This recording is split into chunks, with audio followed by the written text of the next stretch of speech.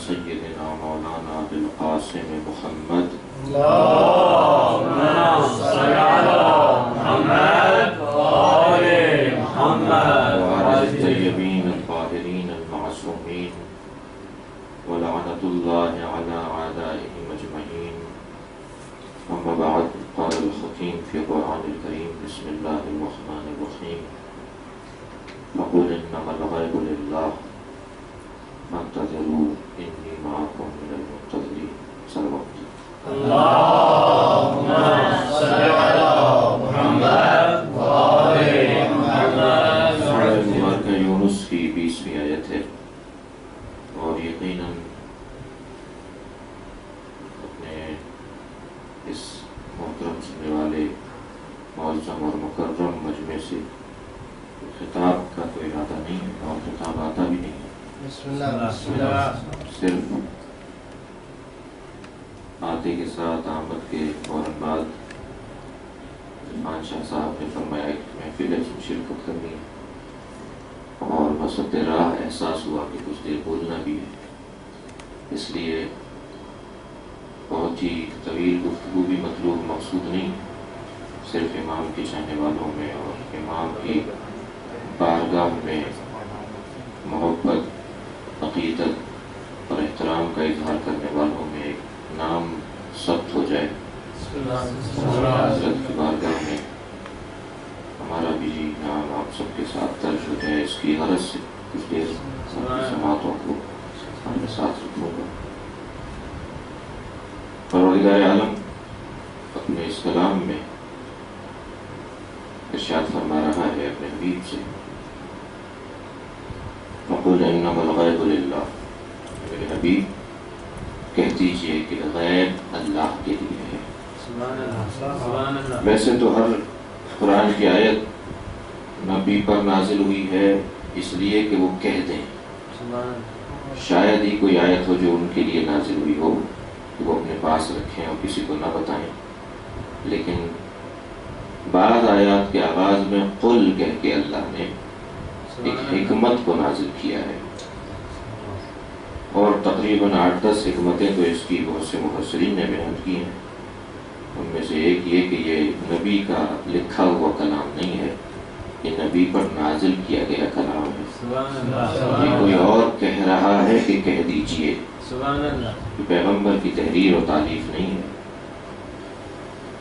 کہہ دیجئے کہ غیب اللہ کے لیے ہے. اب جب اس مرحلے پر پہنچتے ہیں اور اب یہ آغاز بیان ہوتا ہے تو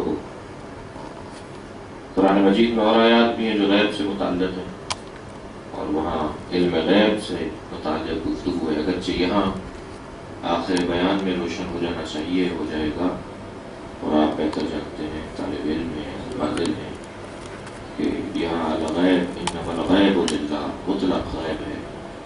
یہاں علم غیب میں منحصر نہیں ہے. اور ویسے بھی اگر جار و مجرور جو ہے مقدم ہو تو منحصر کا فائدہ انحصار کا فائدہ پہنچاتا ہے. یہاں انما الغیب للہ، للہ جو ہے وہ مؤخر ہے. سوال بھیجے محمد اللهم صل على محمد وآل محمد. مطلق غیر مراد ہے. اس میں مطلق غیر میں بہرحال جب ہم مطلق کہہ رہے ہو تو ہم جب علم کو دوسروں کو شامل کرنے سے روک رہے ہیں تو ہم بھی غیب کو ختم کرنے کا بھی اعلان نہیں کر سکتے ہیں. غیب بھی مراد ہے، علم غیب بھی مراد ہے، مطلق غیب. فقل انما الغیب للہ، غیب اللہ کے لیے ہے. اور یہاں ایک کونے سے آواز آتی ہے، وہ یہ کہ کسی بھی ہستی کے لیے، کسی بھی شخصیت کے لیے غیب کا تعلق جوڑنا یہ قریب شرک ہے اور کفر ہے، اور یہ نہیں ہونا چاہیے. غیب صرف اللہ کے لیے ہے، غیب صرف اللہ ہی جانتا ہے، علم غیب صرف اللہ کے پاس ہے. اگرچہ اس نے ان آیات کے اندر کچھ مرتضیٰ اور مصطفیٰ بندوں کے لیے استثناء لگائی ہے. عالم غیب ضرور ہے مگر جسے وہ مرتضیٰ بنا لے، جسے وہ مصطفیٰ بنا لے، جسے وہ مجتبیٰ بنا لے. صلوات بھیجے محمد.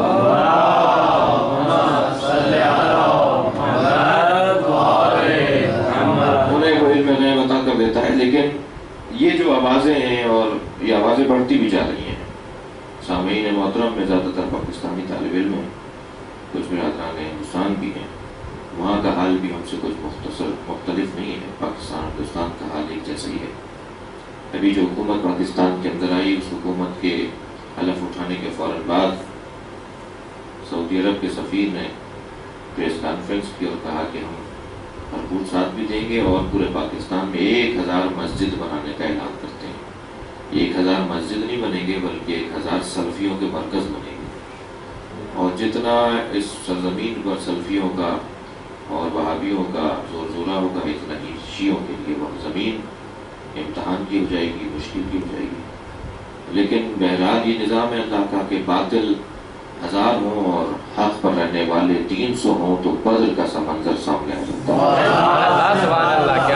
ہے۔ کبھی بھی کثرت عدو کے اوپر گھبرانے کی ضرورت نہیں ہے، لیکن کم سے کم جو ہے وہ قلت محب اور قلت حق پر رہنے والوں کی قلت بھی کم سے کم ثابت رہنی چاہیے۔ اتنا ضرور ہے کہ پاکستان کی سرزمین پر اور ہندوستان میں بھی بہرحال بہت سے شہروں کے حالات سے میں آشنا ہوں کہ وہاں بھی کچھ حالات ایسے ہیں، اور عالمی طور پر اور ملکی عالمی سطح پر جو معاملات ہیں وہ بھی آپ کے پیش نظر، مصر میں جو وہ پچھلے دن اور بحرین میں جو مسلسل حالات کی خرابی ہے، اور اس کے علاوہ مختلف ممالک میں جو مسائل و مشکلات ہیں وہ سب پیش نظر ہیں۔ تو یہ سلفی مسلک، وہابی مسلک، اور بلکہ میں تو کہتا ہوں کہ سلفی کہہ کر شاید ان کو ایک ڈھال بھی فراہم کر دی جائے تو یہ سلفی ہیں بھی نہیں ہیں، لیکن اتنا ضرور ہے کہ وہابی ہیں۔ اور 1925 میں پیدا ہونے والا یہ مسلک جس کی تاریخ ولادت بھی ہمیں پتہ ہے اور محل ولادت بھی ہمیں پتہ ہے، اور جن ڈاکٹروں نے ان کو پیدا کروایا وہ ڈاکٹر بھی ہمیں پتہ ہے۔ قادیانی، بہائی اور وہابی تینوں 1925 کی پیدائش ہیں، اور برطانیہ ان کا محل ولادت ہے۔ برطانیہ کے سفارت خانے میں ان 3 مسلکوں کو بنایا گیا۔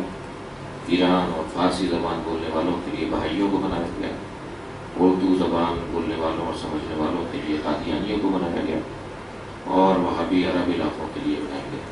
تینوں برطانیہ کے سفارت خانے میں پیدا ہوئے، اور تینوں کی تاریخ پیدائش 1925 ہے، اور تینوں کا مقصد یہ کہ مسلمانوں کے درمیان انتشار و افتراق کو عام کریں اور بڑھائیں، اور انہوں نے ایسا کیا۔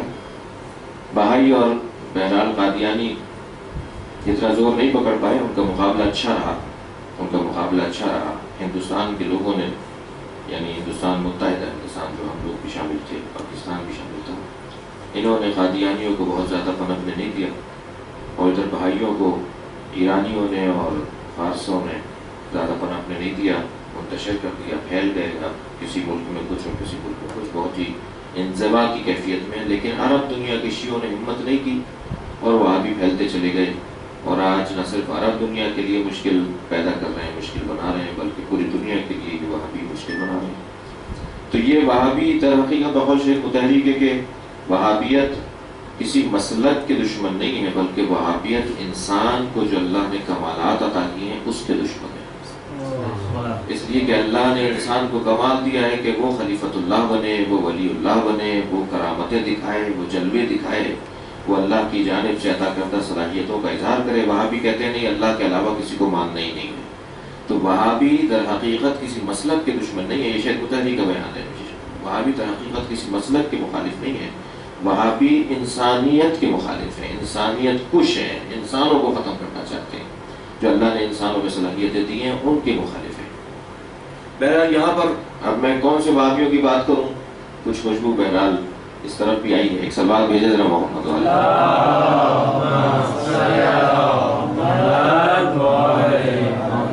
اور ہمیں بھی مشکل ہوا ہے، کوئی بہت سارے مرحلوں پہ بہت ساری باتوں میں ہم بھی آپس میں بھی الجھن کا شکار ہیں۔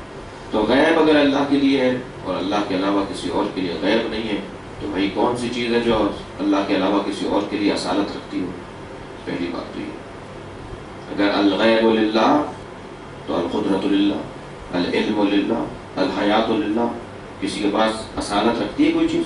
حیات ہماری اصالت رکھتی ہے، علم ہمارا اصالت رکھتا ہے، قدرت جو ہمارے ہاتھ میں ہے، طاقت توانائی صلاحیتیں جو ہمارے ہاتھ میں وہ اصالت رکھتی ہیں۔ کوئی بھی چیز کسی کے پاس اصالت تو نہیں رکھتی، سب چیزیں اللہ کے لیے ہیں، وہ جسے چاہتا ہے انہیں عطا کر دیتا ہے، وہ حیات عطا کر دیتا ہے، وہ علم عطا کر دیتا ہے، وہ قدرت عطا کر دیتا ہے، جی وہ غیر کا علم عطا کر دیتا ہے، جی وہ جو چاہے عطا کر دے، وہ اپنی چیزوں کو کسی اور کو عطا کر دیتا ہے۔ تو جس طرح الغیب للہ اسی طرح القدرت للہ، اور جب قدرت للہ تو اس نے جو اس کی چیز تھی اس نے بہت سے لوگوں کو دی اور اس نے چاہا کہ یہ عام ہو. اور جب القدرت للہ، آپ دیکھیے اگر میری کتاب، لکھی ہوئی کتاب اگر کسی کے ہاتھ میں دیکھ رہا ہوں کہ وہ پڑھ رہا ہے تو کتنی خوشی ہوگی، اس لیے کہ وہ کتاب میری ہے مگر پڑھ کوئی اور رہا ہے. اور اگر پڑھنے والا یہ بھی بول دے کہ میں نے فلاں کی کتاب میں یہ جملہ پڑھا تھا، تو شاید کتاب لکھنے کا اتنا جو شوق اور خوشی ہوئی تھی اس سے کہیں زیادہ اس کی خوشی ہوگی کہ کتاب پڑھ کر کوئی کہہ رہا ہے کہ ہم نے فلاں کی کتاب سے پڑھی ہے. جب انسان اللہ کی قدرت کا اظہار کرنے لگتا ہے تو سب سے زیادہ اللہ ہی تو راضی ہوتا ہے کہ یہ میری قدرت ہے جس کا وہ اظہار کر رہا ہے. در حقیقت علم الہی کا اظہار جب اللہ کی جانب سے، اللہ کے دیے ہوئے علم کا جب انسان اظہار کرنے لگتا ہے تو سب سے زیادہ اللہ ہی تو راضی ہوگا کہ میرا علم ہے جس کا اظہار وہ کر رہا ہے. حیات اللہ کے لیے ہے، مگر انسان اگر اس کی حیات کا اظہار کرنے لگے تو یہ اللہ کی رضایت کا، اللہ کی خوشنودی کا ایک بہترین سامان ہے.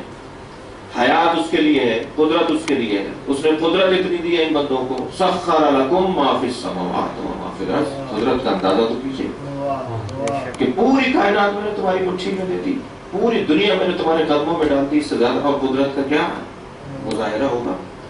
حیات اللہ نے اپنے بھی رکھی لیکن لوگوں کو اس نے حیات عطا کی، اور ایک ایسی حیات عطا کی کہ جو حیات بظاہر انسان کے علاوہ کسی اور کو نہیں ملی.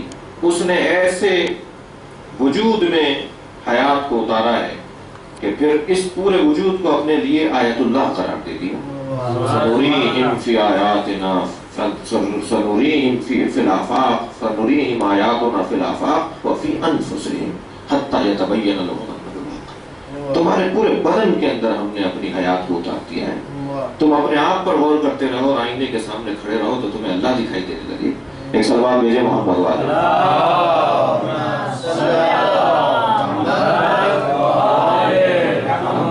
چشم باطنی سے، وہ قلب سے اور وہ اندرونی دید سے تم اللہ کو دیکھنے لگو. تم آئینے کے سامنے اپنے آپ کو دیکھنے لگو گے.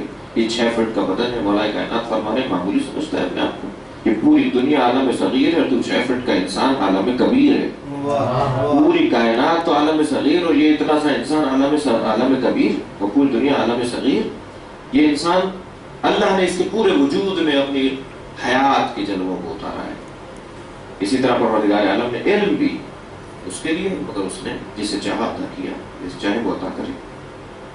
الغیب للہ اسادت، لیکن وہ جسے چاہے عطا کرے. فانتظروا، انتظار کرو. اب اس کے فوراً بعد اس کا کیا جوڑ بنتا ہے؟ غیب اللہ کے لیے انتظار کرو. یہاں فوراً بات واضح ہو گئی ہے کہ ہاں وہ کبھی تمہیں دکھائی نہیں دے گا، مگر جس کا تم انتظار کر رہے ہو یہ جان لو کہ وہ اللہ نہیں ہے. ایک صلوات بھیجے محمد والا.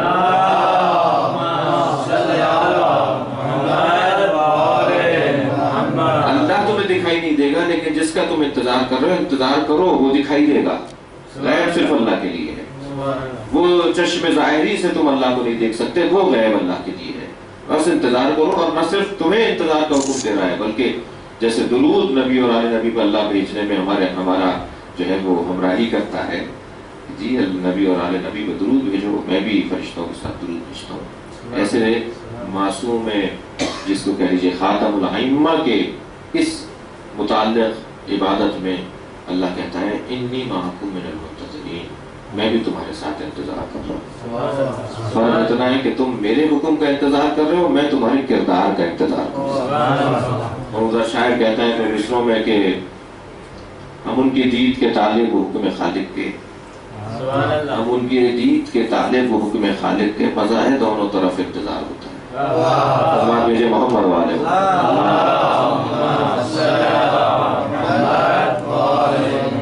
تو یہاں انتظار در حقیقت اس وجود کا ہے جو چشم ظاہری سے دیکھنے میں آئے. اور بہت سارے لوگ ان کے زیارت سے مشرف ہوتے رہتے ہیں، لیکن ادعا کرنے والا اور بتا دینے والا جھوٹا قرار پاتا ہے. دیکھتے ہیں، ملتے ہیں. ملاقات امام کا انکار نہیں کیا جا سکتا، مگر ملاقات امام کا ادعا کرنے والا من ادعا المشاہدہ هو کذاب مفتری. جی جو ادعا کرے کہ میں نے مشاہدہ کیا ہے وہ جھوٹا ہے، افترا پھیلانے والا ہے، فساد پھیلانے والا ہے. دکانیں بند کرنا چاہتے ہیں معصوم، वाह یہ دکان اس حوالے سے نہیں چلنی چاہیے، یہ تعویذ گڈھے اور یہ ہاتھ اس وجہ سے نہیں چبوانے چاہیے کہ امام سے ملاقات ہو گئی ہے۔ ہاں ملاقاتیں ہوتی ہیں، شخصیات کی ہوتی ہیں، ہم میں سے آپ سے بھی بہت سے شخصیات ایسی ہو سکتی ہیں جو ریاضت کریں، محنت کریں تو امام سے ملاقات ہو جائے، لیکن وہ بتاتا نہیں ہے۔ جی جو راز نہ رکھ سکتا ہو وہ راز کے قریب بھی نہیں جا سکتا۔ سرۃ اللہ فی العالمین، معصومین آئمہ اللہ کے راز ہیں عالمین میں، جنہیں وہ معلوم ہو جائے تو پھر وہ اگر بتا دے تو وہ بھی ان سے چھن جاتے ہیں، دور ہو جاتے ہیں۔ بہت سارے لوگوں کو خواب دکھائی دیتا ہے تو جب تک وہ 50 آدمیوں میں گا نہیں لیں اس وقت تک انہیں چین نہیں آتا، اور ہر ایک سے یہ کہہ کر کہ جی خواب کی تعبیر بتا دیجیے۔ ارے بھائی جس سے تم پوچھ رہے ہو وہ کون سے رضی اللہ ہے جو خواب کی تعبیر بتا رہا ہے؟ جی تمہیں اگر کوئی اچھا خواب روحانی اور معنوی اعتبار سے دکھائی دے گیا ہے تو اسے چھپا کے رکھو تاکہ تیسرا خواب دکھائی دے جائے، پھر چوتھا خواب دکھائی دے جائے، اور پھر خواب سے نکل کے بیداری میں وہ دیکھ رہے لوگوں جو سوتے ہوئے دیکھ رہے تھے۔ میری مشکل یہ ہے کہ میں جب روحانی اور معنوی معاملات میں کچھ آگے جانے لگتا ہوں تو جب تک اسے ڈھول بجا کے بتا نہیں دوں کہ میرے پاس یہ صلاحیت اور یہ طاقت آ گئی، اس وقت تک مجھے چین نہیں ملتا۔ جی گفتگو ہو رہی ہے نماز شب نہ پڑھنے والوں کی، تو اب ان کو ایک مرتبہ شیطان چٹکی بھرتا ہے کہ تم تو پڑھتے ہو، بتاؤ تم تو پڑھتے ہو۔ یہ تو بات ان کی ہو رہی ہے جو نہیں پڑھتے، اور جب تک یہ بتا نہیں دے گا کہ میں تو نماز شب پڑھتا ہوں اس وقت تک سے چین نہیں آئے گا۔ بھائی یہ شیطان ہی ہے جو یہاں آیا ہوا ہے جو نماز شب نہ پڑھنے اور پڑھنے والوں پہ تبصرہ کر رہا ہے۔ کوئی پڑھتا ہے کوئی نہیں پڑھتا ہے، میں دیکھوں کہ میں پڑھتا ہوں یا نہیں پڑھتا۔ لہٰذا یہ راز کے جو معاملات ہیں یہ در حقیقت امام سے متعلق بھی ہیں، کیونکہ اس وقت وہ راز کی کیفیت میں ہے۔ امام کا انتظار ایک عبادت عظیمہ، ایک عبادت عظمیٰ، ایک بڑی عبادتوں میں سے ہے۔ حتیٰ ایک حدیث کے اندر بھی ہے کہ آخری زمانے میں جو اللہ کی آخری زمانے میں بڑی عبادتوں میں ایک عبادت یہ ہے کہ الانتظار لقائمنا، ہمارے قائم کا انتظار کرنے والے بڑی عبادت الہیہ مصروف ہوں گے۔ اللہ کی عبادتوں میں بڑی عبادت شب نیمہ شعبان یا شب قدر کے اندر جو ہم عبادت کرتے ہیں، وہاں ہے روایت کہ اس رات کے اندر بڑی عبادتوں میں ایک بڑی عبادت یہ ہے کہ علمی مذاکرہ کیا جائے۔ علمی مذاکرہ جب کریں گے تو بڑی عبادت شمار کی جائے گی یقیناً۔ اسی طرح اس دور میں نماز، روزہ، حج، زکوٰۃ تمام عبادتیں ہیں، مگر ان تمام عبادتوں پر غالب عبادت، اساسی عبادت جس کو کہہ لیجیے کہ وہ رأس العبادات اگر کہا جائے تو وہ انتظار الفرج، گشائش کا انتظار، ہاتھ کے کھل جانے کا انتظار۔ جی وہ جو تنگی ہے، ہاتھ بندھا ہوا ہے، کتنے معاملات میں ہمارے ہاتھ بندھے ہوئے ہیں، اس لیے کہ ابھی انتظار کی کیفیت ہے، ابھی ظہور کا وقت نہیں ہے، ابھی امام معصوم کے حکم کے اجرا کا وقت نہیں ہے، ہمارے ہاتھ بندھے ہوئے ہیں، اور جب ہاتھ کھل جائیں گے جیسے فرج کہا جاتا ہے تو اس کیفیت کا انتظار ایک بہت بڑی عبادت ہے۔ یقیناً اس عبادت میں مصروف رہنے والے افراد یہ بھی جانتے ہیں کہ انتظار جو ہے وہ عالمانہ ہونا چاہیے، بچکانہ نہیں ہونا چاہیے۔ جی بچکانہ انتظار ٹافی کا انتظار ہوتا ہے ابا کے باہر جانے پر، چاکلیٹ کا انتظار ہوتا ہے، آئس کریم کا انتظار ہوتا ہے۔ میرے ابا باہر گئے، واپس آئیں گے تو آئس کریم لے کر آئیں گے، کہہ کے گئے تھے میں آؤں گا تو آئس کریم دیتا ہوں گا، ابھی گھر میں ٹہل رہا ہے، دیر ہو رہی ہے، اماں کو تنگ کر رہے ہیں، دیر کیوں کر دی، کہاں رہ گئے، فون ملا دیجیے۔ جی یہ انتظار تو ہے، بے چینی کا ہے، باہر نکلتا ہے، دروازے پہ کھڑا ہو جاتا ہے۔ آج جدید دور ہے، موبائل ملا دے گا، کہاں رہ گئے، آپ نے کہا تھا آئس کریم لے کر آؤں گا، جی ٹافی لے کر آؤں گا۔ کیفیت انتظار کی ہے، یعنی خود انتظار بے چینی کے ساتھ عبارت ہے۔ ہو نہیں سکتا کہ انتظار ہو اور بے چینی نہ ہو، چین سے کوئی سو رہا ہو، یاد ہی نہ آ رہا ہو، یہ انتظار نہیں ہے۔ گردن جھکا دینا اور امام کے نام پر الفرج بول دینا، الغوث بول دینا، الاجل بول دینا، یہ بہرحال رسمی انداز ضرور ہوں گے مگر یہ نتیجہ خیز نہیں ہے، ان کا کوئی فائدہ نہیں ملے گا جب تک کہ بے چینی نہ ہو۔ اچھا یہ بھی طے ہے کہ انتظار ایک امر غیر اختیاری ہے، انتظار امر اختیاری نہیں ہے۔ بھوک، پیاس، نیند یہ امر غیر اختیاری ہیں، ہمارے ہاتھ میں نہیں ہے نیند کا آنا، ہمارے ہاتھ میں نہیں ہے بھوک کا لگنا۔ بھوک لگے گی تو جی طلب ہوگی اور کھانا کھایا جائے گا۔ بہت سے لوگوں کو کئی کئی دن تک بھوک نہیں لگتی، بہت سے لوگوں کو بار بار بھوک لگ رہی ہوتی ہے، اپنے ہاتھ میں ہوتا تو جب چاہتے بھوک لگتی، اپنے ہاتھ میں بھوک نہیں ہے، پیاس اپنے ہاتھ میں نہیں ہے. بہت سے لوگوں کو جی سارے دن بھی پانی کی ضرورت نہیں ہوتی اور بعض اوقات بار بار پانی کی ضرورت ہوتی ہے. اس کا مطلب ہے کہ اپنے ہاتھ میں نہیں ہے پیاس بھوک. اسی طرح انتظار بھی امر غیر اختیاری ہے، ہمارے ہاتھ میں نہیں ہے. مگر جب امر غیر اختیاری ہے تو پھر ہمیں حکم کیوں دیا گیا؟ ہمیں کیوں کہا گیا کہ انتظار کرو؟ حکم تو اس چیز کا دیا جائے کہ جو امر اختیاری ہو. یہ تو غیر اختیاری ہے. ہاں، اب اس امر غیر اختیاری کو اختیاری میں تبدیل کرنے کے لیے ایک کیفیت کی ضرورت ہے، ایک عقیدے کی ضرورت ہے. اسے جتنا بڑھایا جائے گا تو یہ نسبی ہوتا چلا جائے گا. کچھ کے لیے غیر اختیاری رہے گا، کچھ کے لیے اختیاری ہو جائے گا. کچھ ہستیاں ہوں گی، کچھ مومنین ہوں گے، کچھ چاہنے والے ہوں گے جو انتظار کر رہے ہیں مگر غیر اختیاری انداز سے کر رہے ہیں. کچھ انتظار کر رہے ہیں جن کے ہاتھ میں ہے اختیار. اب وہ کیسے ہوگا؟ وہ جو ان دونوں کے درمیان ایک فرق ڈالے گا وہ کیفیت اور وہ عقیدہ ہے یقین کا عقیدہ. جتنا یقین بڑھتا چلا جائے گا اتنا ہی یہ امر غیر اختیاری اختیاری میں تبدیل ہوتا چلا جائے گا. اگر یہ طے ہو جائے کہ خطیب جو مجلس پڑھنے آ رہے ہیں وہ شہر میں پہنچ چکے ہیں، وہ رستے کے اندر ہیں جی، تو یقین ہوگا کہ وہ پہنچ بھی جائیں گے. لیکن بھائی خامخواہ انتظار کر رہے ہو، وہ تو ابھی پاکستان سے ہی نہیں آئے ہیں، وہ تو ابھی ہندوستان سے ہی نہیں آئے ہیں، ان کی تو فلائٹ ہی کینسل ہو گئی تھی، تو خامخواہ انتظار ان کا کیا جا رہا ہے. جب یہ یقین ہو جائے تو اب معلوم یہ ہوا کہ یقین کی کیفیت جتنی بڑھتی چلی جائے گی اتنا یہ فعل غیر اختیاری اختیاری فعل کے اندر تبدیل ہوتا چلا جائے گا.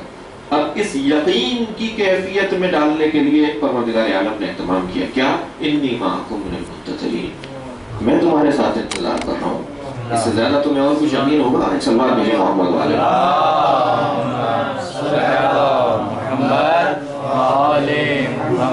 اور مختلف آیات کے اندر اور مختلف سوروں میں اللہ نے اپنے کلام میں اس یقین کو بڑھانے کا اہتمام کیا ہے.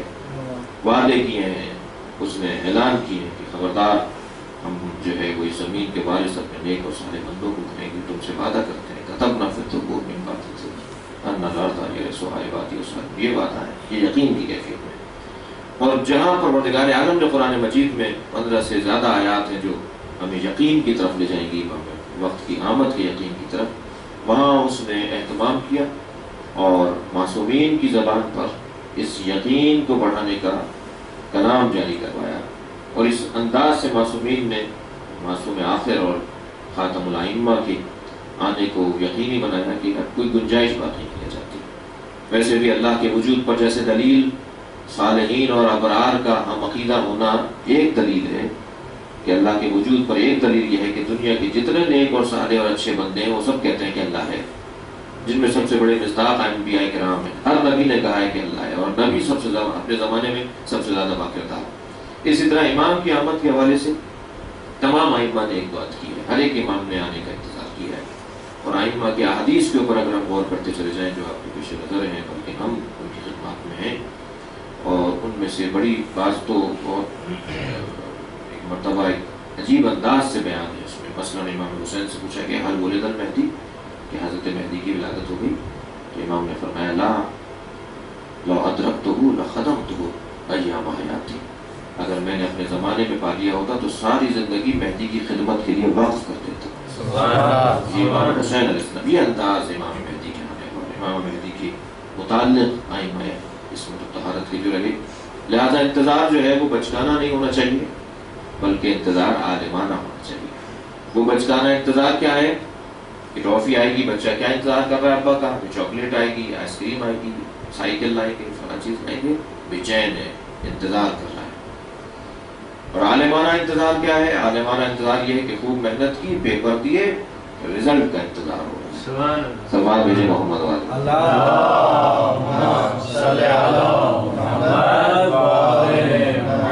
نتیجہ چاہتے ہیں کہ جو ہم نے محنت کی تھی اس کا نتیجہ کیا نکلا، کتنے نمبر لیے، 20 میں سے 20 ہیں، یا فیل ہو گئے یا کمزور رہ گئے. یہ عالمانہ انتظار ہے.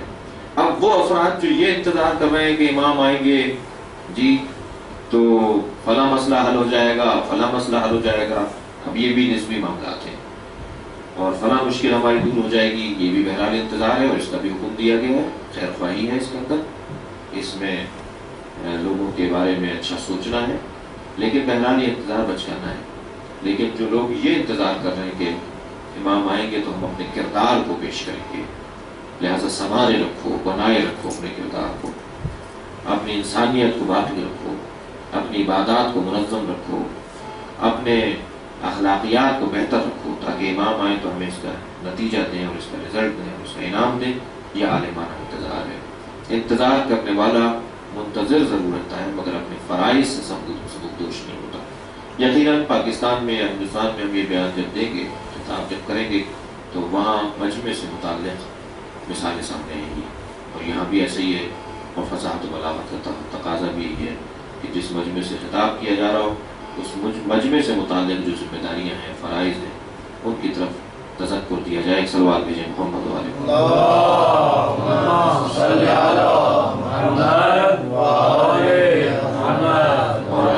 اور اوزات علمیہ میں خاص طور پہ مجلس مقدس و مقدسہ، ان میں جو طالب علم نزیل ہیں اور تشریف فرما ہیں اور وہ علوم دینیہ کو حاصل کر رہے ہیں، ان کی بڑی فرائض ہیں.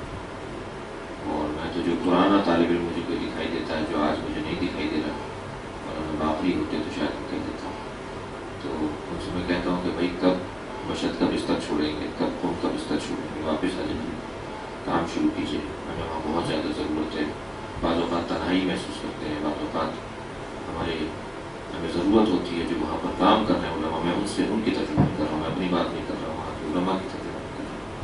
لہٰذا جب ہم حضرت آیت اللہ خامنئی کی خدمت میں تعمیم کے لیے، امانہ گزاری کے لیے گئے تھے 98 میں 98 میں، تو انہوں نے 3 نصیحتیں کی تھیں. میں انہیں تکرار کر دیتا ہوں اور اپنی زبان پہ دہرا دیتا ہوں، اور ان کے قول کو نقل کر رہا ہوں، یہ میرے الفاظ نہیں ہیں. ان 3 نصیحتوں میں ایک نصیحت انہوں نے یہ فرمائی تھی کہ کم پڑھو مگر خوب پڑھو. جی کیا پڑھ رہے ہیں؟ کفایہ پڑھ رہے ہیں. کفایہ کی عبارت بیان کرنا مشکل ہو جائے گی. کیا پڑھ رہے ہیں؟ درس خارج 10 سال سے پڑھ رہے ہیں، اور درس خارج کیسے پڑھ رہے ہیں وہ ان سے زیادہ کوئی اور بہتر جانتا نہیں ہے. تو بھائی خوب پڑھیں چاہے کم پڑھیں. جتنا پڑھ رہے ہیں اتنا پڑھا سکتے ہوں. میں اپنے لیے ہی کہہ رہا ہوں اور اس پہ خود بھی عامل رہا ہوں، اس لیے مجھے کہنے میں تکلف نہیں ہو رہا کوئی، ورنہ میری زبان میں لکنت آ رہی ہوتی. جی کم پڑھیں مگر خوب پڑھیں. جتنی آیت اللہ خامنئی کی نصیحت ہے، میں پھر تکرار کر رہا ہوں، وہ یہاں میں دہرا رہا ہوں. لغتین پر تک پڑھیں مگر ایسے پڑھیں کہ پھر اگر کہیں رکھ دی جائے سامنے کہ یہ 50 طالب علم بیٹھے ہیں، 20 طالب علم بیٹھے ہیں، ان کو لغہ پڑھا دیجیے تو پڑھا سکتے ہوں. لیکن معلوم ہوا کہ عنوانات بہت سارے ہیں لیکن پڑھا نہ سکتے ہوں اور خود ان کے اوپر گرفت نہ ہو. البتہ یہاں میں اپنے صنف سے گلا کرتا ہوں اور اپنے آپ سے گلا کرتا ہوں گزرتا ہوں کہ جب ہم علم اصول پڑھ رہے ہوتے ہیں تو ہم فقہی معاملات میں قواعد اصولیہ کو منطبق کرنے کے لیے ضرور ذہن لڑاتے ہیں کہ یہ قاعدہ یہاں جاری ہوگا. لیکن جب ہم سماجی، سیاسی، خانوادگی اور دیگر امور میں مبتلا ہوتے ہیں تو اس وقت قواعد اصولیہ کو ہم منطبق نہیں کرتے. ہمیں قواعد اصولیہ کو، قواعد فقہیہ کو جہاں کتابوں میں پڑھتے وقت ہمیں بیادہ کرنا ہوتا ہے اور وہ تطبیق دینی ہوتی ہے، وہاں جب ہم کوئی سیاسی بیان دے رہے ہوتے ہیں، جب کسی کے بارے میں رائے قائم کر رہے ہوتے ہیں، جب کسی کے بارے میں فیصلہ کر رہے ہوتے ہیں، یا مثال اپنے ملکوں میں، اپنے علاقوں کے اندر معاملات کو سنبھال رہے ہوتے ہیں، تو تب ہم قواعد فقہیہ کو، قواعد اصولیہ کو کیا منطبق کر رہے ہوتے ہیں. معمولاً 90% ایسا ہے کہ نہیں ہوتا ایسا. ہم صرف کتابوں کے لیے قواعد اصولیہ کو پڑھتے ہیں، قواعد فقہیہ کو پڑھتے ہیں، معاملات کے لیے نہیں پڑھتے، بیانات کے لیے نہیں پڑھتے، اقدامات کے لیے نہیں پڑھتے. جو اس وقت سب سے بڑی مشکل ہے پاکستان کے اندر اور کچھ آشنا ہندوستان سے متعلق بھی، جب ہم وہاں پر پہنچتے ہیں تو اپنے معاملات کو جب ادا کر رہے ہوتے ہیں تو ہم اپنے وہ پڑھے ہوئے قواعد فقہیہ اور قواعد اصولیہ کو وہاں منطبق نہیں کر پا رہے ہوتے، کیونکہ ہم نے ان کے لیے پڑھے ہی نہیں ہوتے. ہم نے تو فلاں کتاب کے لیے پڑھے تھے، فلاں کتاب میں اچھا انتباہ کر لیں گے. لہذا خوب پڑھیں مگر چاہے کم پڑھ رہے ہیں لیکن اسے خوب پڑھا جائے. دوسری نصیحت حضرت آیت اللہ خامنئی نے فرمائی بڑے انقلاب نے فرمایا کہ عالم دین کا سب سے بڑا امتیاز تقویٰ ہے، سب سے بڑا امتیاز. حتیٰ کوئی صرف میر سے ہی نہیں پڑھا ہوا ہو اور اگر وہ متقی ہو تو وہ درس خارج پڑھے ہوئے غیر متقی عالم دین سے زیادہ پذیرائی رکھتا ہے. اپنے علاقے میں وہ جو صرف میر بھی پاس نہیں کیے ہوئے ہیں مگر متقی اچھا ہے، جھوٹ نہیں بولتا، غیبت نہیں کرتا، احتیاط کرتا ہے، بولتے میں تقوی کا خیال رکھتا ہے، معاملات میں محتاط رہتا ہے، وہ شاید کفایہ پڑھنے والے غیر متقی عالم سے زیادہ محترم ہوتا ہے۔ معاشرہ اس سے سلام کرتا ہے جو متقی ہوتا ہے، معاشرہ اس کی طرف توجہ زیادہ دیتا ہے جو صاحب تقوی ہوتا ہے۔ اور یہ ہمارا امتیاز رہا ہے، ہماری تاریخ، تشیع کے علماء کی تاریخ تقوی سے عبارت ہے، نہیں ہوتا تھا کہ کوئی عالم دین اور متقی ہو۔ لہٰذا میں اس سے زیادہ نہیں بات کروں گا، رہا ہوں کم سے کم قم کے اندر تو میں جانتا ہوں کہ ہمارے بعض اوقات چوک بن جاتے ہیں، وہ بھی حرموں میں جہاں پر کھڑے ہو کے تبصرے ہونے ہیں، باتیں ہونی ہیں، جی لوگوں کے اوپر گفتگو ہونی ہے، تو اس سے زیادہ تقوی کے خلاف اور کیا مثال ہوگی اور طالب علموں کے درمیان مشکل ہوگی۔ لہٰذا سب سے بڑا امتیاز اور سب سے بڑا صحرا ہمارا کیا ہے؟ وہ تقوی و پرہیزگاری، اس کی طرف ہمیں بہتر کرنا ہے۔ ہر ایک ماشاء اللہ آپ سب اس میں تصور سے زیادہ اس کے مصداق ہیں، لیکن بہتر کرنا ہے، قدم اور آگے آنا ہے، جہاں کھڑے ہیں اس سے قدم اور آگے آنا ہے۔ اور تیسری نصیحت ہم نے یہ فرمائی کہ اگر کسی مسئلے کے بارے میں نہیں جانتے ہو تو کہہ دو نہیں جانتا، اپنی عزت کو داؤ پہ لگا دو، اسلام کی عزت کو داؤ پہ مت لگاؤ۔ کیا ہوگا؟ یہی ہوگا نا، کہیں گے مولانا 15 سال پڑھ کر آئے انہیں مسئلہ نہیں آتا، کیا ہوگا؟ ہم ذلیل ہو جائیں گے نا، لیکن کم سے کم اسلام خوار نہیں ہوگا، کم سے کم اسلام پہ دھبا نہیں لگے گا۔ اگر نہیں آتا مسئلہ تو کہہ دیا جائے کل بتاؤں گا، پوچھ کے بتاؤں گا، دیکھ کر بتاؤں گا، سوچ کر بتاؤں گا، مجھے یہ مسئلہ بھی میرا ذہن حاضر نہیں ہے، میں اس کو نہیں بتا سک رہا ہوں۔